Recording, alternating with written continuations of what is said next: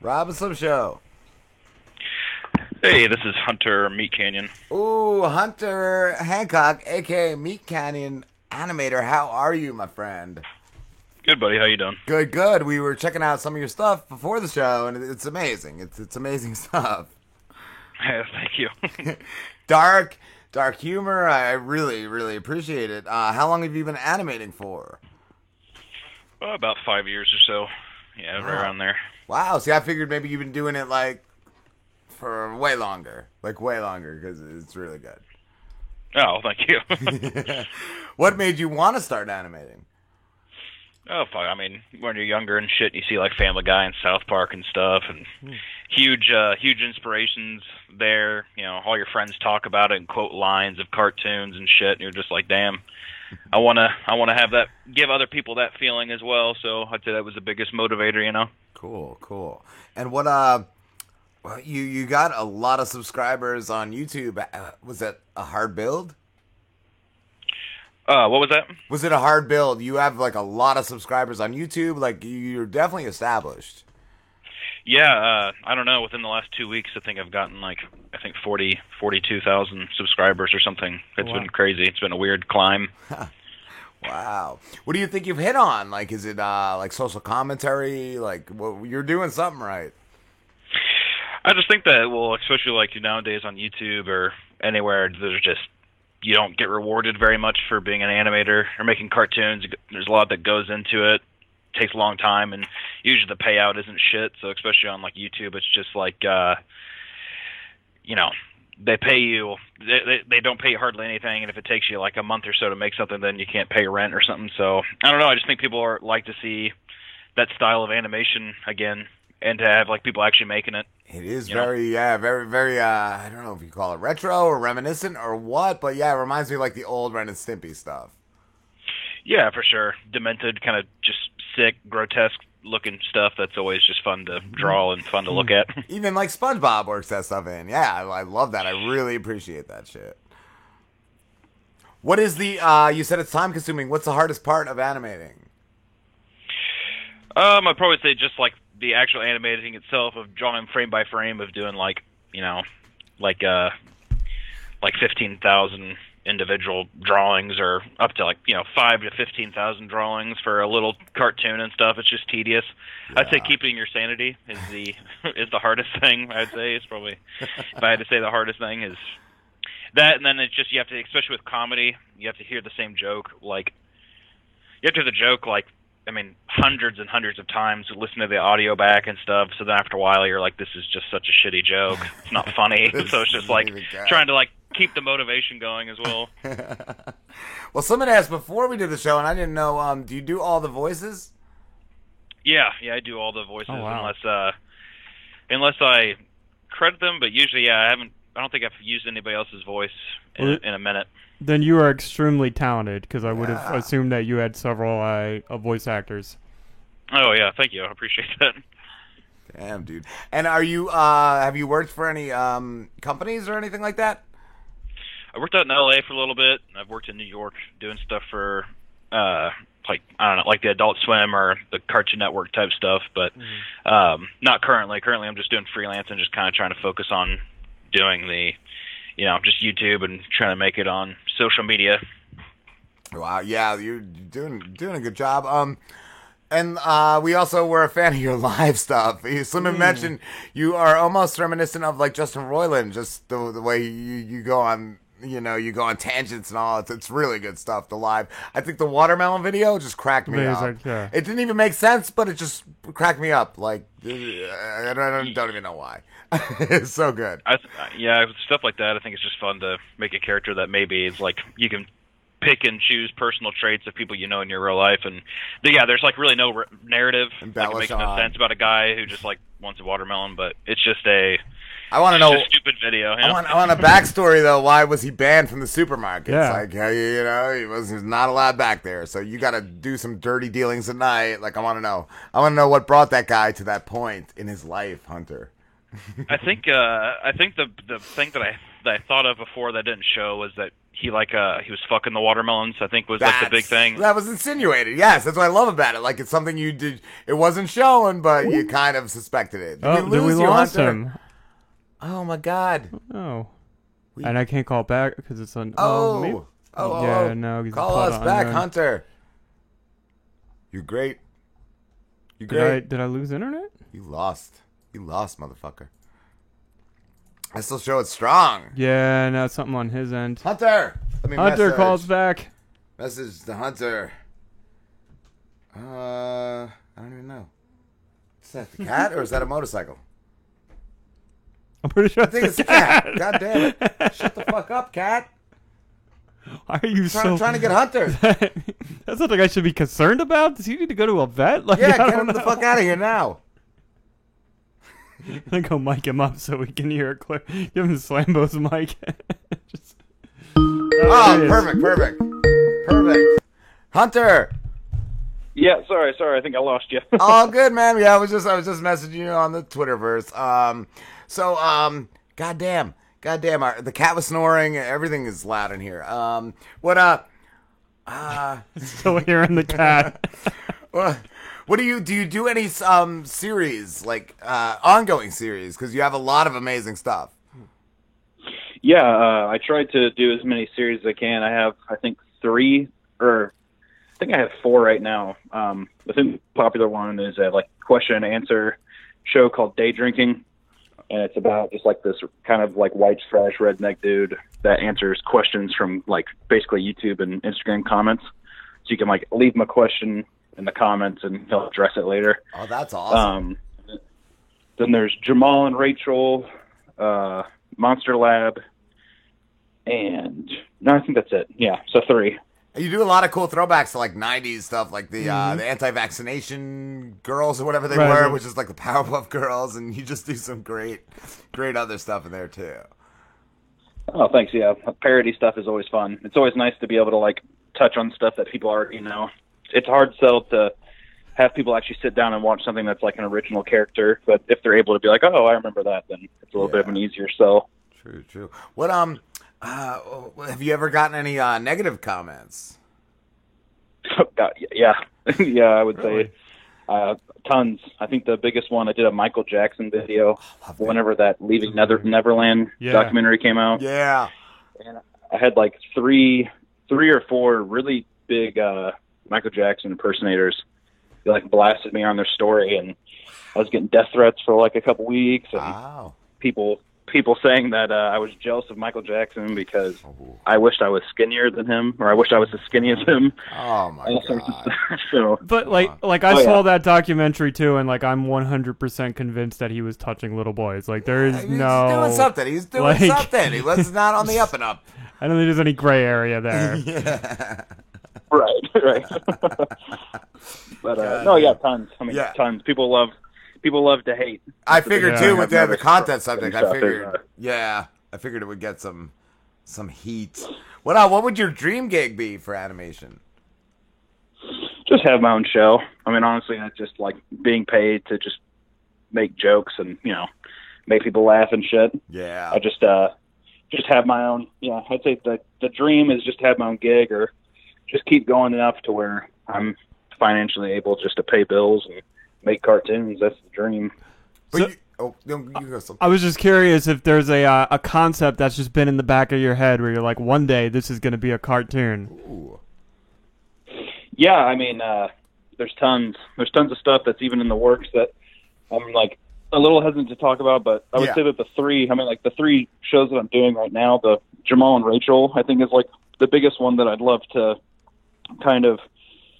have that like get funding and have that go somewhere. I think that'd be cool. It's just such a throwback to like Beavis and Butthead and like Aqua Teen Hunger Force and all the shit that I always liked watching when I was a kid. So that'd be one that I'd love to definitely put out there.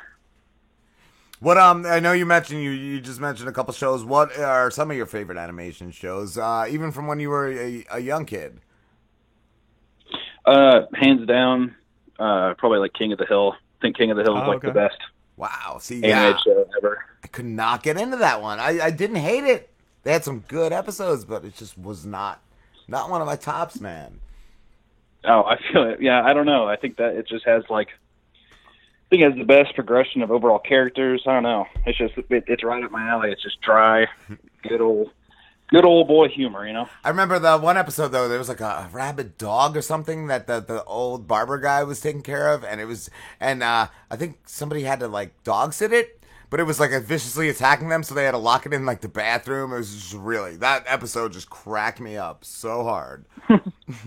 But it did have, yeah, have I don't its know. moments. But that and just all the classic stuff, you know. Yeah.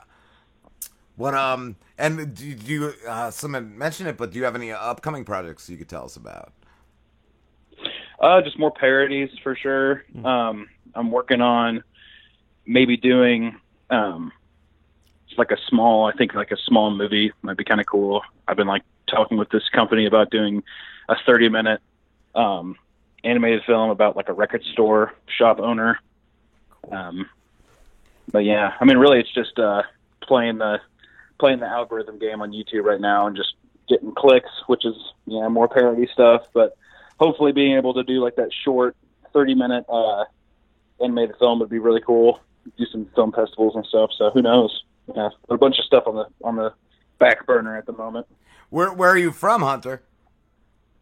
Kansas City, Missouri. Is that like a big place for like animation? Would it be easy to land a gig down there? No, not at all. No, Okay. When I graduated school, I had to drive. I drove out to L.A. and lived in my car until I got a job and stuff. So yeah, no, there's no work here unless you want to work for the Ford plant or the Hallmark plant. They both sound better than what I'm doing. Not this. Well, but move on out. I'm coming. I'm coming to the Hallmark plants. What? I was gonna ask too before we go to break. I figured we'd play something from your channel. Would you? I figured either the Pinocchio or the Michael Jackson one. Could we play it? One of those real quick. Yeah, absolutely. Go ahead. Which one would you rather us play? I think probably the Pinocchio one's a little easier to listen to. Okay, yeah. Or at least funnier the audio version. But Cool. We'll play that right now. I figure that way we'll let everybody enjoy it. It's great. Is it hooked up, Slim? I don't think it's going through the headphones. I changed the God damn it. thing. We need an audio guy. Then that should be good. All right. Okay, cool. just gotta skip the ad and make sure everybody at home. This is When You Wish Upon a Star, Pinocchio parody by Meat Canyon. All right, give me 1 second here. And okay. Perfect. There, Whoa. Start it. All right. and there we go. All finished. Do I look like a real boy, Papa? You will one day, my little wooden boy. One day. I cannot wait any longer, Papa. I must become flesh and bone. Dear God, Pinocchio, what are you doing? I must consume your soul to become a real boy. Dear God, where's that fairy? Fairy, take away this puppet boy's life. He's evil. He's nothing but pure evil. Jesus Christ, Lord have mercy on my soul. Please save me. Good Lord, where's a box of matches when I need it? Set this demon ablaze, please, God. I love That's too amazing. just the visual of his arms just slowly dragging Geppetto in, and all the teeth. He has like 2 layers of teeth. yeah, like a shark or something. Yeah, he's a demon. He's crazy. Geppetto fucked up. Geppetto made a big mistake right there. Yeah. And realized it a little too late. Well, it's really good. And just like you were saying, Slim, yeah, both the voices, they were both you. Yep. I just do a really quiet, subtle voice whenever I do that kind of stuff. So I just get really low and deal with it. But yeah, it's just me. It's really good, my friend. Really good.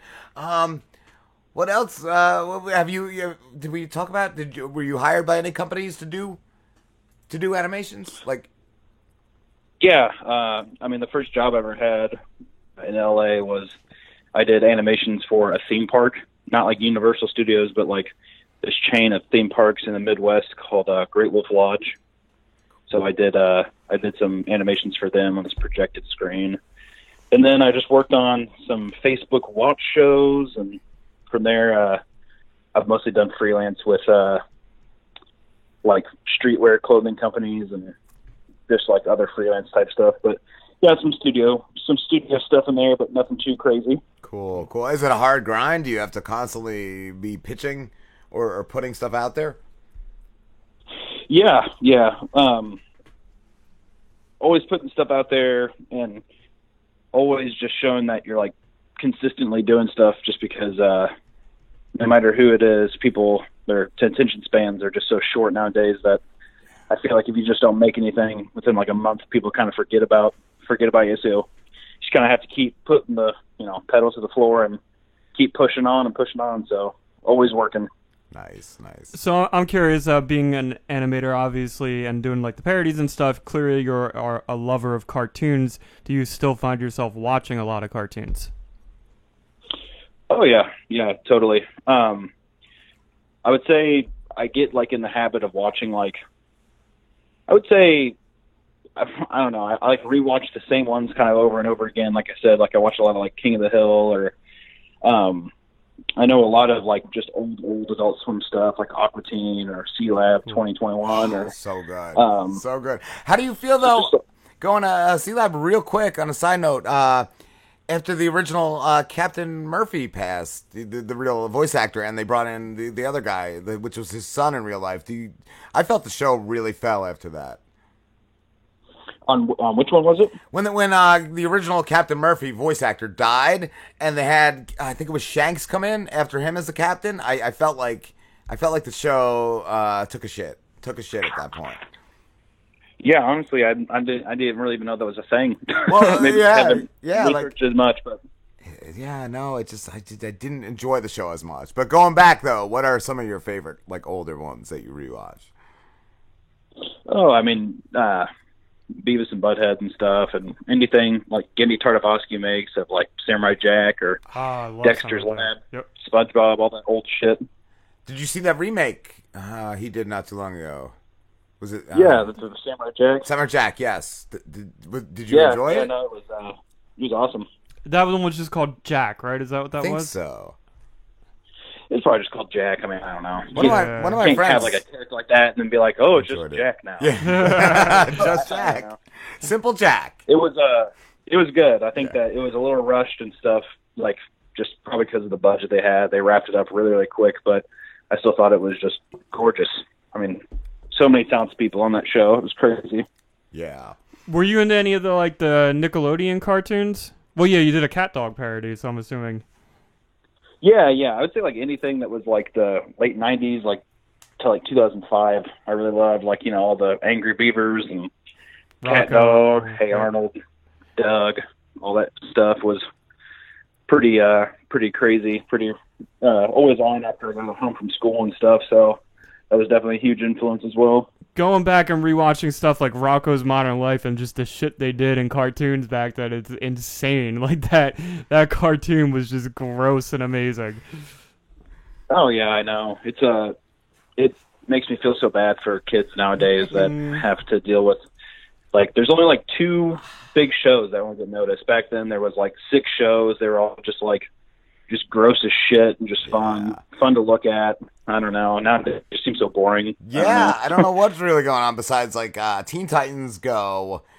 That's pretty much the only thing I know of nowadays. And I have kids. Like, we watch that. We watch the old Ninja Turtles. Like, not the recent one. The new Ninja Turtles looks horrible, but the one before that was good. But even like right now at the moment, I don't even know what's really out there.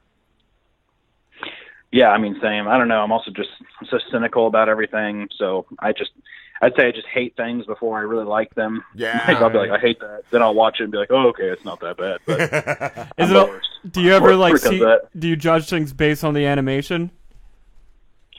Not really. I'm not like a really huge prominent animator. I just think it's more so of like, if it's a remake, I'll like probably never watch it. I'm just tired of having the same stuff thrown in my face. Like, I'd rather just have like something that's completely new and stupid. I'd rather just have that than have anything that's a remake. And everything nowadays is a remake of everything. So is it that hard to come up with new stuff? I wonder. Like, or are they just like, this made money years ago, let's do it again, let's make some more of that?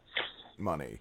Yeah, I think it's just that. I think the studios just want to make sure that they get their money back. I think is the biggest thing. Yeah. Kind of like whenever you watch like a new Disney film and it's a remake of something, and then you could tell that the people that like were super passionate about this idea, like I forgot what movie it was, but at the beginning of the film, it was like this Asian American like retells his like childhood as a dumpling to his mom, and there was like all this awesome, I don't know, it was like just a cute, like little heartwarming story. But I feel like with all those stories nowadays, instead of giving those people like money to do a full feature, they're just like, oh, we'll just make it a shitty 15-minute intro to like this remake that we're doing of Beauty and the Beast. So it's like just kind of shelving any idea that's like original nowadays, which is kind of annoying. Even Cartoon Network used to have, I forget what it was, where like I think that's how Powerpuff Girls got made. Like it was like, Cartoon. Yes, is that what it was like a competition Oh, yeah. every year where like I love that. people would send Billy in, and Mandy was on that. Yes. Yeah. Kids Yeah. Next Door. Oh, yeah. All that stuff came from there, and I don't even think they do that anymore. Like the Cartoon Network's pretty much just turned into like Teen Titans Go. Like I said, like I think that's the only thing keeping it afloat, and maybe Ninjago if that's still around.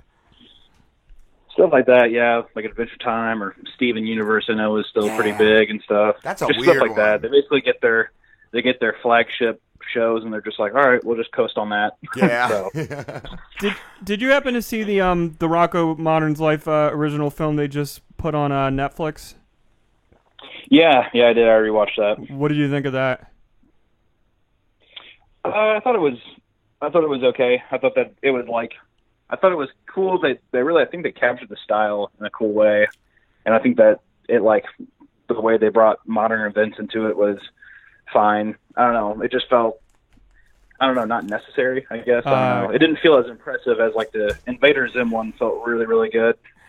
Had you seen this one? Yeah, I've seen them both. Yeah, I actually liked them both. The Invader Zim one was really good. I liked the Rocco one because it kind of made fun of itself and it made fun of the idea of nostalgia, and it kind of was like telling people like you gotta like get over like the old shit. Like, you know, we're not gonna be bringing back this exactly the same way. Like I don't know. I like the message of that one. Yeah, the meta humor was really, really good. Yeah, I thought that it was just charming in that sense too, and like for sure how he just like wakes up and he's like, you know, everyone has cell phones now and stuff. I don't know. It was definitely good. Sounds good. It's just the Invader Zim one really I thought was going to be kind of bad, but it ended up being just really, really fun and awesome. That's Yeah, great. and when it you did a go good into job. something expecting it to be crap, and it's good. Like I love that. and Like, it felt like an end to that series too, because that one kind of just got like canceled and never got wrapped up. That movie really felt like you could watch that movie and say, okay, I've finally seen the end of Invader Zim, and I don't need to see anymore. that's cool. That's cool. Yeah, exactly. And they didn't cater to the old style too much either. Like they put their new twist on it nowadays, but it just felt so refreshing. It felt like something that's like, it is different, but it still captures that nostalgia factor of it being kind of like gross and this weird artsy kind of, you know, kid show. So it was awesome. Yeah, I was really stoked. I like Dib how he got all fucking disgusting and was like stuck to the chair, like because Zim like disappears. So Dib gets just like locks himself in his fucking room for like years, and he gets like fat and gross, and there's like boogers coming out of him.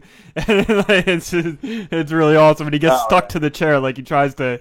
I'll tell Rob because Rob hasn't seen it, but yeah, that was fucking funny. That's awesome. Hunter, we have to wrap this up, dude, but it's been a blast talking to you. Yeah, hey, thanks so much for having me. I appreciate it, guys. No problem. Thanks for coming on. Where can everybody find you? Just everywhere at Meat Canyon. Just type in Meat Canyon, you'll probably find me. Awesome.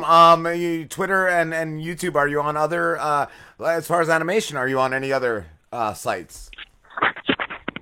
Yeah, the biggest thing, the only other bigger animation thing I'm on is Instagram. So you can usually find a lot of my stuff on there as well. Twitter is just more for letting you know what's going on. But yeah, Instagram and YouTube at Meat Canyon if you want to watch some funny tunes. Awesome. If it's a short enough story, can you tell us real quick why Meat Cannon? Oh. I think that from what I can remember, I was like, I just need to like, I think I did a random name generator, but I was like, I'm kind of a heavier set guy.